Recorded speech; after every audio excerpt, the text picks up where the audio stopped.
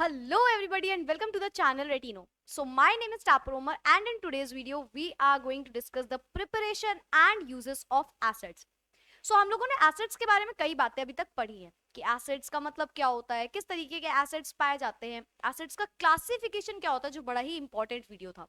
तो ये सब हम लोगों ने बात कर ली। आज जरा समझते हैं कि एसिड्स को प्रिपेयर कैसे किया जाता है और साथ ही साथ इन एसिड्स का या कुछ एसिड्स का क्या यूज होता है हमारे नॉर्मल लाइफस्टाइल में। So yes, let's get started with the video. तो सबसे पहले पढ़ते हैं प्रिपरेशन ऑफ एसिड्स। एसिड्स को किस तरीके से बनाया जाता है। देखिए, एसिड्स को बनाने का कई तरीका होता है। पहली चीज तो हम हमेशा इनऑर्गेनिक एसिड्स को बनाते हैं, ये तो आपको पता होगा क्योंकि ऑर्गेनिक एसिड्स तो हमें प्लांट से डेराइव होते हैं, राइट। सो बेसिकली जनरली अगर हम बात करें कि प्रिपरेशन ऑफ एसिड्स कर रहे हैं तो एसिड्स को प्रिपेयर कई तरीके से किया जा सकता है। बेसिकली दो मेन तरीका आज हम पढ़ेंगे। तो सबसे पहला होता है सिंथेटिक मेथड या जिसको आप बोलते हो सिंथेसिस मेथड। ठीक है, इस मेथड में क्या होता है, जैसे नॉर्मली आपने देखो नाम है सिंथेटिक मेथड, लेकिन आपने सिंथेसिस मेथड पढ़ा हुआ है, आपके थर्ड चैप्टर में ये सब आपने पढ़ा था कि ये क्या होता है। सो ये जो कॉम्बिनेशन रिएक्शन आपने पढ़ी हुई है उसी तरीके से मेथड होता है। कॉम्बिनेशन रिएक्शन याद है सबको, कंबाइन करते थे दो चीजों को, तो वही चीज यहाँ पे भी होगी। तो जब कोई दो चीजें कंबाइन करेंगी तो कुछ बन के आएगा। यहाँ पे जो बन के आएगा वो क्या है, एसिड्स है। ठीक है, तो ये पढ़ते हैं इसके बारे में। In this method acids are prepared by direct combination. तो याद कैसे रखेंगे भाई, याद रखना है सिंथेटिक मेथड जो है वो एक तरीके से direct, it is like a direct combination reaction जो हम लोगों ने पढ़ी थी, जिसमें क्या होता है A plus B gives out C। तो बस यही है हमारी सिंथेसिस या सिंथेटिक मेथड जिसको आप बोलोगे। ठीक है, दो चीजें मिलेंगी तो एक प्रोडक्ट बन के आएगा, और ये जहां पे जो प्रोडक्ट है वो क्या है, हमारा एसिड्स है। ठीक है, सो यहाँ पे डायरेक्ट कॉम्बिनेशन लगता है ऑफ एलिमेंट्स। जैसे कि एग्जांपल के लिए अगर मैं आपको रिएक्शन डायरेक्ट बताती हूँ, फॉर एग्जांपल आपने हाइड्रोजन में ऐड कर दिया क्लोरीन, हाइड्रोजन गैस में यू हैव एडेड क्लोरीन, तो यहाँ पे HCl बन के आएगा। क्या ये जो HCl बन के आया ये एसिड है? तो नॉट रियली, बिकॉज ये जो बन के आता है एक्चुअली में गैस की तरह ट्रीट करते हैं हम इसको। इसको फर्दर जब वाटर में डिवाइड कंबाइन करते हैं तब ये एक्चुअली में एसिड बन के आता है। ठीक है, तो एक्चुअली में अगर हम बोले तो ये जो बन के आ रही है एक टाइप ऑफ गैस है। इस गैस को then we dissolved in water and then we get acid. लेकिन यहाँ पे ये चीज बोल सकते हैं, और ये किसके प्रेजेंस में होता है, तो ये होता है यहाँ पे बेसिकली इलेक्ट्रिक स्पार्क में ये चीज की जाती है, इलेक्ट्रिक स्पार्क। ठीक है, तो चलो रीड करते हैं क्या लिखा है। For an example hydrogen and chlorine, जब हाइड्रोजन और क्लोरीन रिएक्ट करते हैं एक साथ under the action of electric spark, किसकी प्रेजेंस में, इलेक्ट्रिक स्पार्क की प्रेजेंस में ये चीज हो रही होती है, तो वो क्या देते हैं, वो हाइड्रोजन क्लोराइड गैस इवॉल्व करते हैं। Hydrogen gas and chlorine gas जब रिएक्ट करते हैं एक साथ इलेक्ट्रिक स्पार्क की प्रेजेंस में, तो यहाँ पे जो रिएक्शन होती है उसमें जो प्रोडक्ट मिलता है that came out to be hydrogen chloride gas, HCl gas, then which is absorbed in water to give hydrochloric acid, जिसको फर्दर जब हम वाटर में डिसॉल्व करते हैं तो वो क्या देता है, वो हमको फिर देता है HCl acid, that is hydrochloric acid. Clear है? तो नंबर वन हमारा क्या है, सिंथेटिक मेथड। सिंथेटिक मेथड में हमने क्या किया, हमने हाइड्रोजन क्लोराइड गैस, हाइड्रोजन और क्लोरीन गैस को रिएक्ट कराया। ये रिएक्ट करके हमें इलेक्ट्रिक स्पार्क के प्रेजेंस में क्या देते हैं, हाइड्रोजन क्लोराइड गैस देते हैं। इस हाइड्रोजन क्लोराइड गैस को अगर हम फर्दर डिसॉल्व कर दे वाटर में तो ये हमारा बन के आ जाता है हाइड्रोक्लोरिक एसिड, जिसको हम बोलते हैं HCl एसिड, हाइड्रोक्लोरिक एसिड। यानी कि कौन सा एसिड है ये, HCl एसिड। और मेथड कौन सा है, तो ये हमारा सिंथेटिक मेथड। क्लियर ये चीज? Okay, take the screenshot if you want. Then similarly with sulphuric acid, sulphuric acid के साथ भी ये सेम चीज होती है। अच्छा, लेकिन सल्फ्यूरिक एसिड एग्जैक्ट इस तरीके से बनता नहीं है। मतलब क्या है इसका, देखो यहाँ पे क्या होता है, यहाँ पे एक हमने सिंगल स्टेप रिएक्शन पढ़ी हाइड्रोक्लोरिक एसिड बनाने के लिए, राइट। ऑलमोस्ट एक स्टेप में ये रिएक्शन हो जा रही थी। यहाँ पे फर्दर कई सारे स्टेप्स लगते हैं, जैसे कि हम ऐसा नहीं कहते कि सल्फ्यूरिक एसिड में डायरेक्ट हमने क्या किया कि SO4 को मिलाया H2 में तो ये मिलके बना दिया H2SO4। यहाँ पे ऐसा नहीं होता, यहाँ पे ये रिएक्शन कई स्टेप्स में होती है। जैसे किस तरीके से बोलेंगे इसको, फॉर एग्जाम्पल मैं बोल रही हूँ कि सल्फ्यूरिक एसिड हमें बनाना है, तो सबसे पहले देखो क्या होगा, सबसे पहले सल्फर कंबाइन करेगा ऑक्सीजन के साथ, ये होगा हमारा स्टेप 1। स्टेप 1 में क्या होता है, sulphur combine with oxygen to give sulphur dioxide, to give sulphur dioxide. Step 1 complete. Step 1 में क्या होगा, सल्फर कंबाइन करता है ऑक्सीजन के साथ एयर की प्रेजेंस में, तो ये बना के देता है sulphur dioxide. Then we came to step 2। Step number 2, यहां पे क्या होगा, ये वापस से सल्फर डाइऑक्साइड आएगा और ये रिएक्ट करेगा अगेन ऑक्सीजन से, तो ये बना देगा सल्फर ट्राइऑक्साइड, सल्फर ट्राइऑक्साइड। ठीक है, सल्फर डाइऑक्साइड बना, वो वापस से कंबाइन किया ऑक्सीजन के साथ, तो बना सल्फर ट्राइऑक्साइड। बैलेंस कर लेते हैं इसको, यहाँ पे एक सल्फर है, यहाँ पे एक सल्फर है, विच इज बैलेंस्ड। यहाँ पे 2 and 2 4 ऑक्सीजन है और वहां पे कितने हैं, 3 ऑक्सीजन है। तो इसको सही करना है, तो 3 ऑब्वियस सी बात है, एक जगह 3 एक जगह 2 है, तो इसको मल्टीप्लाई करेंगे 2 से, इसको मल्टीप्लाई करेंगे आई गेस 3 से, तो शायद काम बन जाए। चलो देखते हैं।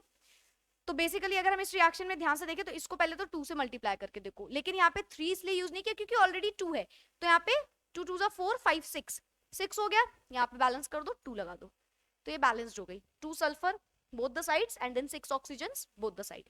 ओके, तो सेकंड स्टेप में सल्फर ट्राइऑक्साइड बना। In the last step it is like step 3, in the last step which is step 3, sulfur trioxide is then dissolved in water and it will produce sulfuric acid which is H2SO4। देखो वापस से क्या हुआ, ये sulphur trioxide है, ये combine करी again water के साथ। अब जो आपको कंपाउंड मिलेगा that is our sulphuric acid which is sulphuric and acid. तो इस तरीके से बना हमारा H2SO4 हमारे कितने, 3 स्टेप्स में। क्लियर ये चीज, वापस से मैं बताती हूँ क्या हुआ है। अगर हमें सल्फ्यूरिक एसिड बनाना है, कौन सा मेथड है, again the method is same, this is synthetic method.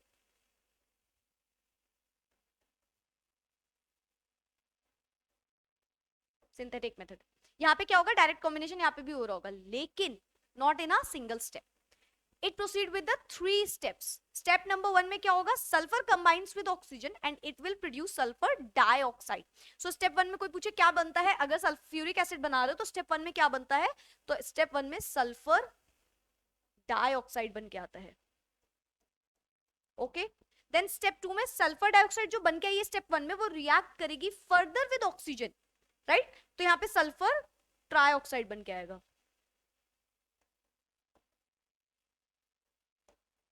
ठीक है, देन ये सल्फर ट्राइऑक्साइड अब वाटर के साथ रिएक्ट करेगा और अब बन के आ जाएगा हमारा सल्फ्यूरिक एसिड। तो ये जो सल्फ्यूरिक एसिड बनाने का प्रोसेस है, ये 3 स्टेप्स में प्रोसीड करता है। ठीक है, नंबर 1 में सल्फर डाइऑक्साइड बन के आता है, देन सल्फर ट्राइऑक्साइड बन के आता है, एंड देन लास्ट स्टेप में हमें सल्फ्यूरिक एसिड मिल जाता है। क्लियर हो गई ये सारी चीजें? Take the screenshot if you want. Okay, then second step, by dissolving acidic oxides in water. तो पहला स्टेप हमने पढ़ा कि अगर हम नॉर्मली सिंथेटिक मेथड कर दें, दैट इज डायरेक्ट कॉम्बिनेशन कर दें, तो ये चीज हो रही होती है।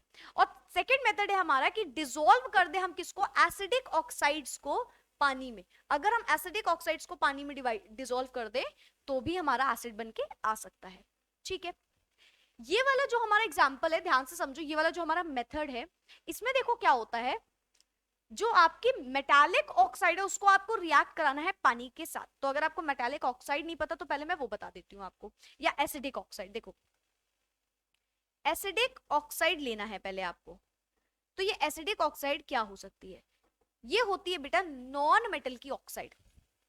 दिस इज नॉन मेटल की ऑक्साइड, एसिडिक ऑक्साइड। ठीक है, नॉन मेटल की oxide is acidic oxide and metal की oxide is known as basic oxide. ठीक है, तो नॉन मेटल की आपको एक ऑक्साइड, ऑक्साइड जानते हो जिसमें ऑक्सीजन एडेड होगा, दैट इज ऑक्साइड उसकी। तो उसको हमें रिएक्ट कराना है अब किसके साथ, पानी के साथ। तो हो जाएगा, ये तो आसान है, चलो करते हैं।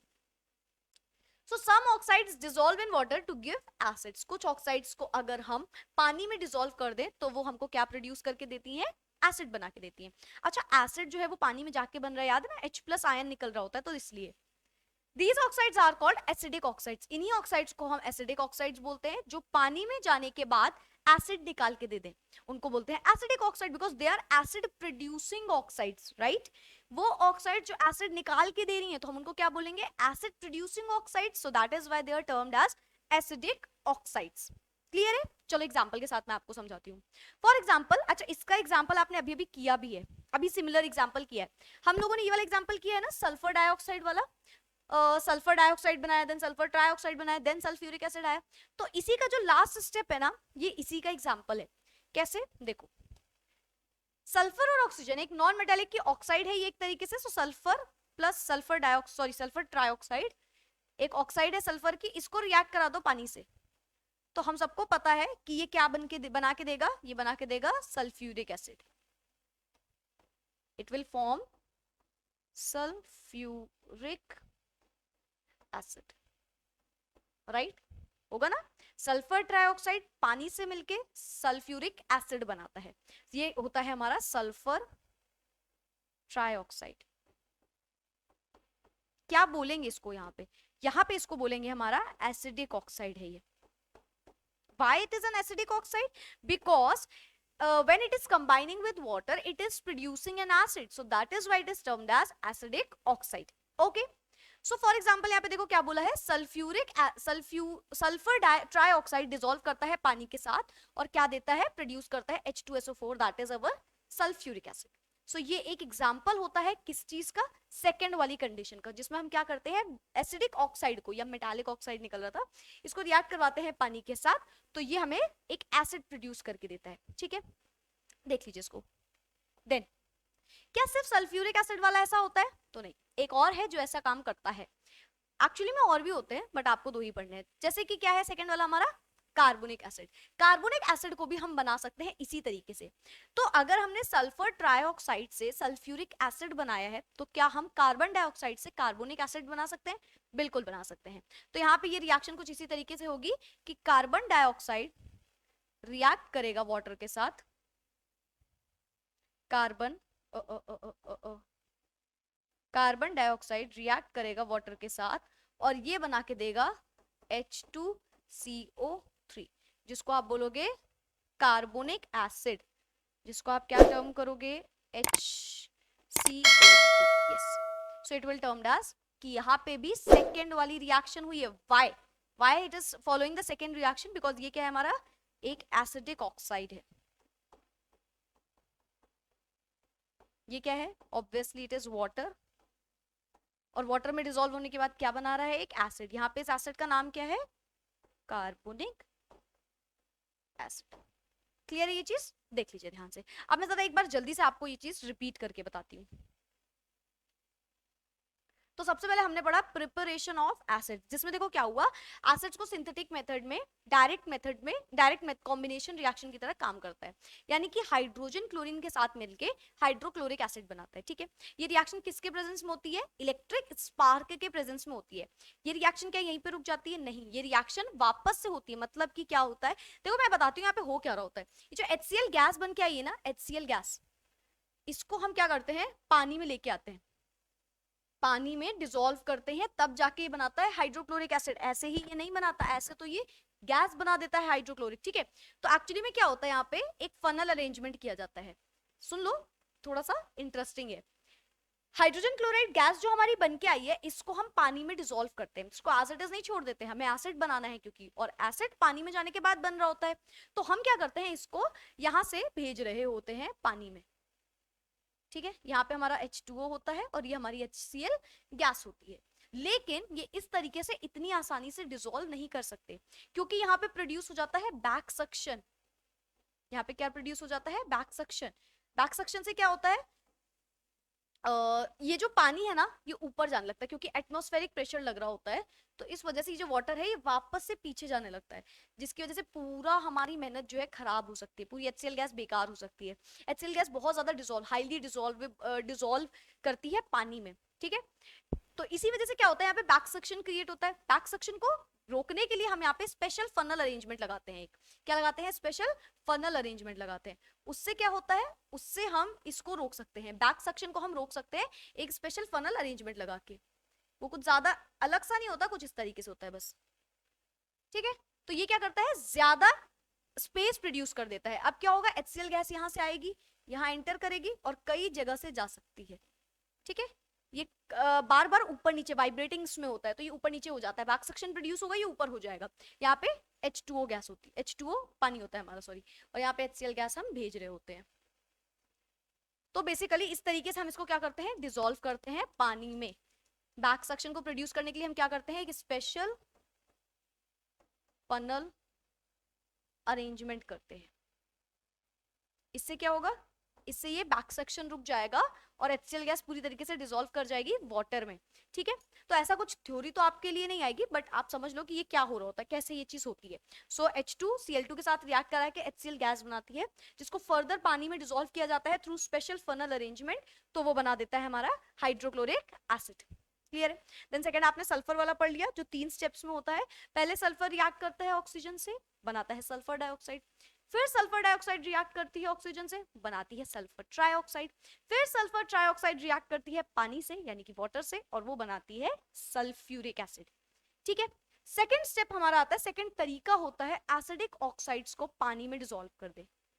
एसिडिक ऑक्साइड्स कौन सी ऑक्साइड्स होती हैं, वो ऑक्साइड जो पानी में डिसॉल्व करने के बाद, जो पानी में डिसॉल्व होने के बाद एसिड को प्रोड्यूस कर दे, तो वो एसिडिक ऑक्साइड है। फॉर एग्जांपल जो सल्फर वाली रिएक्शन थी सल्फ्यूरिक एसिड वाली, उसका जो थर्ड स्टेप है वो इसका पहला एग्जांपल है। तो सल्फर ट्राइऑक्साइड लेके ऑक्सीजन में डिसॉल्व, H2O में डिसॉल्व कर देना है, it will form sulphuric acid. तो ये एक एग्जांपल हो गया इसका। सिमिलरली कार्बन डाइऑक्साइड का एग्जांपल ले सकते हैं। कार्बन डाइऑक्साइड को रिएक्ट करवा दे वाटर से, तो वो कार्बोनिक एसिड देता है, H2CO3 कार्बोनिक एसिड देता है। ठीक है, तो ये हो गए इसके examples. Then uses of acids, acids किस किस काम आता है, कौन सा एसिड किस काम में आ रहा होता है, ये थ्योरेटिकल क्वेश्चन होता है और ये आ जाता है कई बार बोर्ड्स में कि कौन सा एसिड का क्या यूज है बताइए। ठीक है, तो चलो पढ़ते हैं। सबसे पहले ऑर्गेनिक एसिड्स का यूज की बात करते हैं। ऑर्गेनिक एसिड्स कौन से एसिड्स होते हैं बताया मैंने, these are those acids which are basically derived from plants. जो हमें पेड़ से मिलते हैं उनको हम बोलते हैं ऑर्गेनिक एसिड्स। ठीक है, जो एसिड हमें डेराइव होते हैं प्लांट से उनको हम बोलते हैं ऑर्गेनिक एसिड्स। ठीक है, ये कैसे होते हैं, थोड़े से वीक एसिड्स टाइप के होते हैं, हम बोल सकते हैं कि एसिड्स वीक एसिड्स होते हैं, राइट। वीक एसिड्स मतलब वो एसिड्स जो कंप्लीटली डिसोशिएट नहीं होते हैं एक्वस सॉल्यूशन में। ठीक है, फॉर एग्जाम्पल सिट्रिक एसिड। अब citric acid I hope so आप सबने सुना होगा, लेमन्स वगैरह में पाया जाता है, खट्टा सा होता है बहुत ज्यादा। ठीक है, तो वो सिट्रिक एसिड होता है, फ्रूट्स में भी पाया जाता है कई। सो ये यूज होता है as a preservative for food. देखो बहुत सारे ऐसे ऑर्गेनिक एसिड्स हैं जिनको एज अ प्रिजर्वेटिव यूज किया जाता है।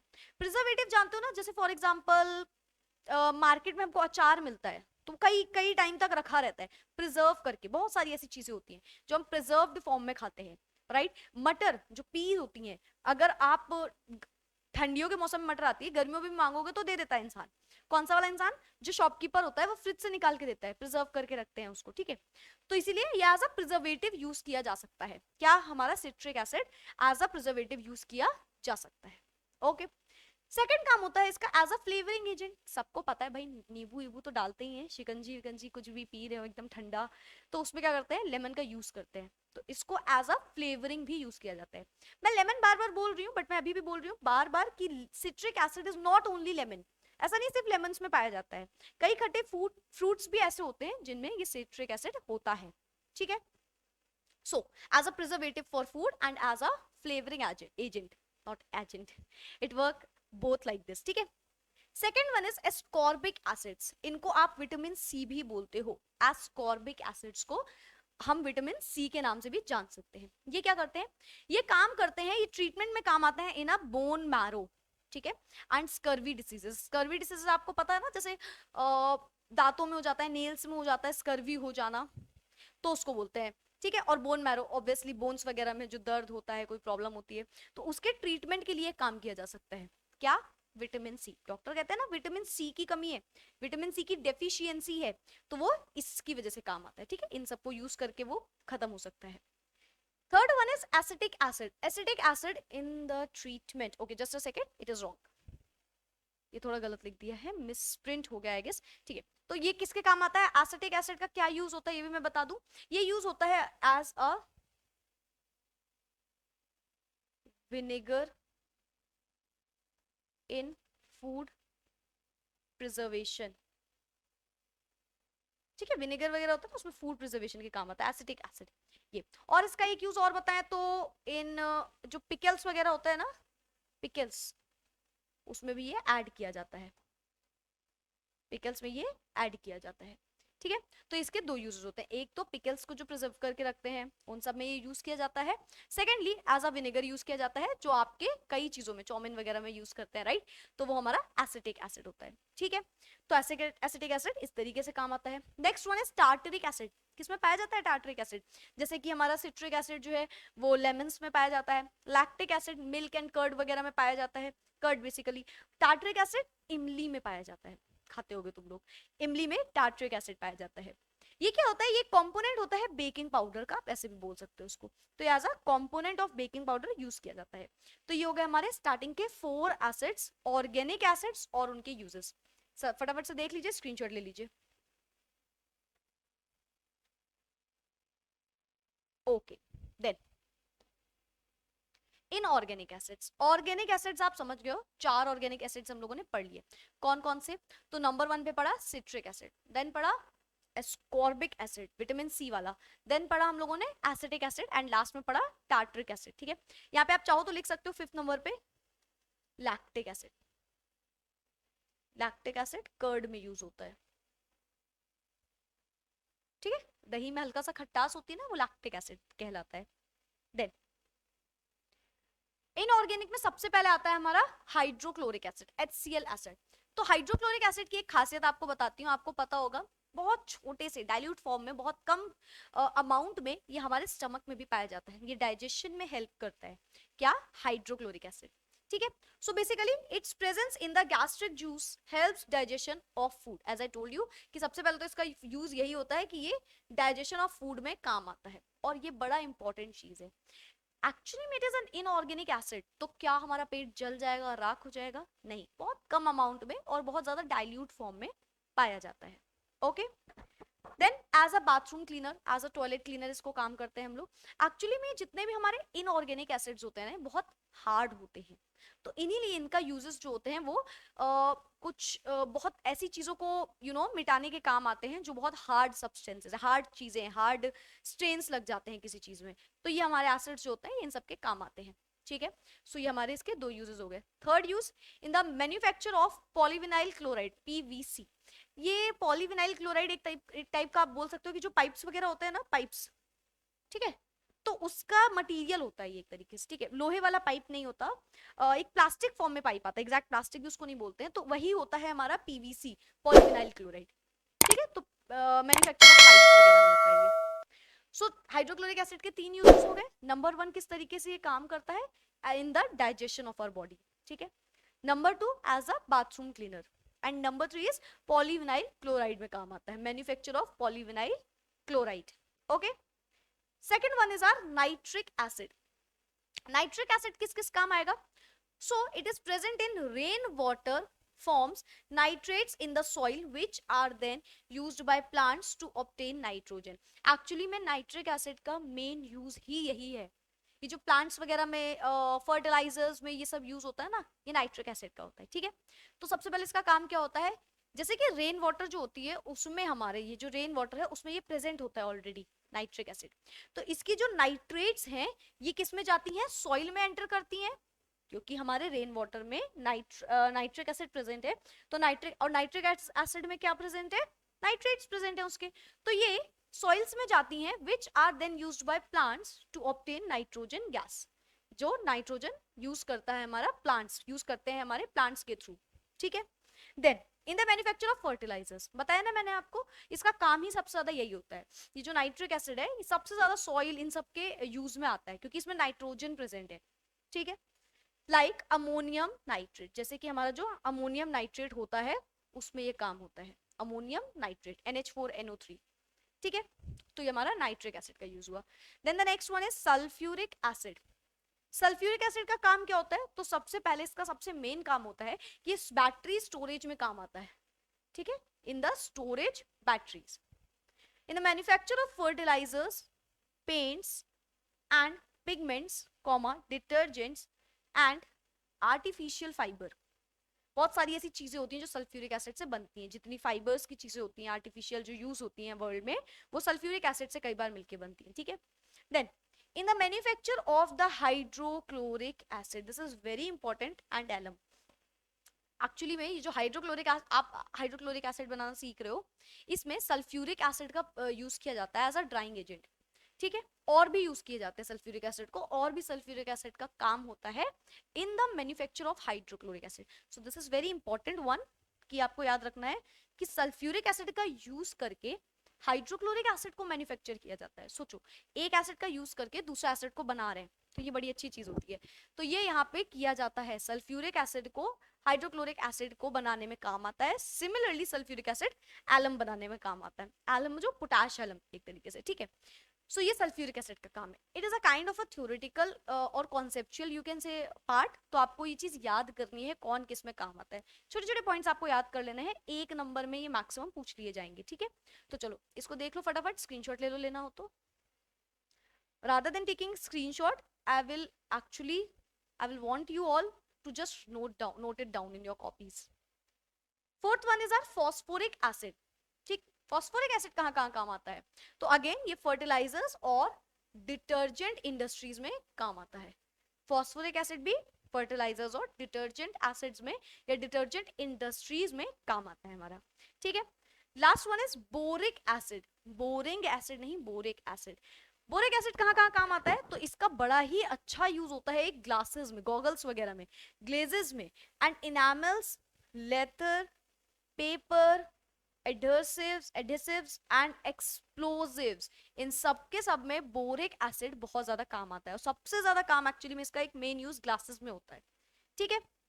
वाइडली यूज्ड इन डिटर्जेंट्स, इसको डिटर्जेंट में भी बहुत ज्यादा यूज किया जाता है, और ये एज अ फूड प्रिजर्वेटिव भी काम आता है।